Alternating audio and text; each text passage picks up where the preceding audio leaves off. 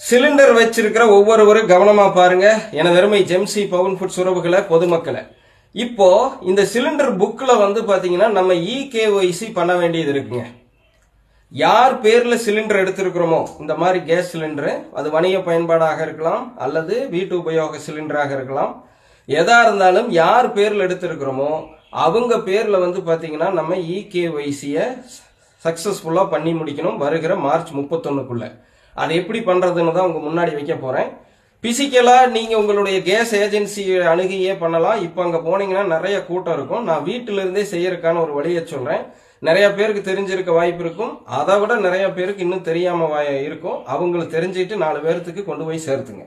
அதன் பிரகாரம் இப்ப நான் வச்சிருக்கிறது இண்டான்ல இருக்குது, சரிங்களா, இந்தியன் ஆயிலோடது. ஸோ இதுக்கு எப்படின்னு முதல்ல பார்ப்போம். அடுத்தடுத்த பதிவுகளில் மற்ற ஆயில் கம்பெனிகளுக்கும் சொல்றேன். இப்போ இந்தியன் ஆயில் 1 அப்படிங்கிற ஆப்பை கூகுள் பிளே ஸ்டோர்லயோ அல்லது ஐபோன் வச்சிருக்கிறவங்க ஆப்பிள் ஸ்டோர்லயோ நீங்க போய் டவுன்லோட் பண்ணி எடுத்துட்டு, அதுக்குள்ள உள்ள போகையில இந்த கனெக்ஷன் வாங்கின்னு ஒரு மொபைல் நம்பர் கொடுத்து ரிஜிஸ்டர் பண்ணிருப்போம் இல்லைங்களா, அந்த மொபைல் நம்பரை கொடுத்து ஒரு பாஸ்வேர்டு கிரியேட் பண்ணணும். அந்த ஆப்ல ஃபர்ஸ்ட் உள்ள போறவங்களா இருந்தா இதை செய்யணும்.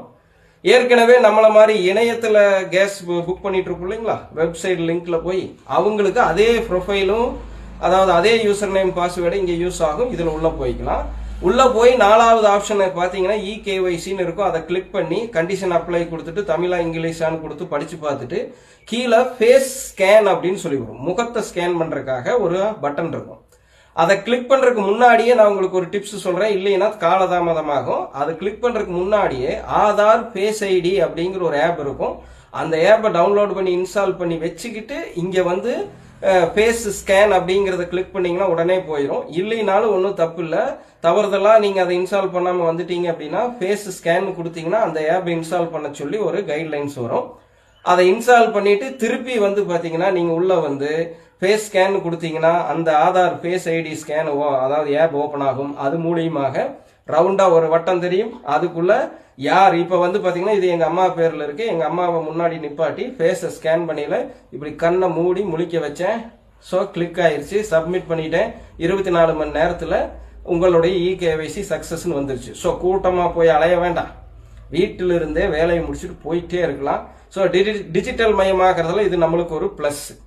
ஸோ தவறாம இதுல ஒவ்வொருத்தரும் பங்கேற்றுக்கிட்டு இந்த மாதிரி கள்ளச்சந்தையில பதுக்கிறதும், இன்னும் பாத்தீங்கன்னா எப்படி சொல்றது, உங்களுக்கு பல்வேறு தவறுகள் நடக்கிறதுல இருந்தும் அரசாங்கத்துக்கு நம்மளால முடிஞ்ச முயற்சியை நம்ம செய்வோம். ஸோ அடுத்த பதிவுல ஹெச்பிக்கு எப்படி, பாரத் கேஸுக்கு எப்படி, சரிங்களா, எல்லாத்தையும் தெளிவா பார்க்கலாம். தொடர்ந்து பாருங்க ஜெம்சி பவன் ஃபுட்ஸ். நான் உங்கள் ஜெம்சி குரு, உங்கள் பவுன் அம்மாவோட.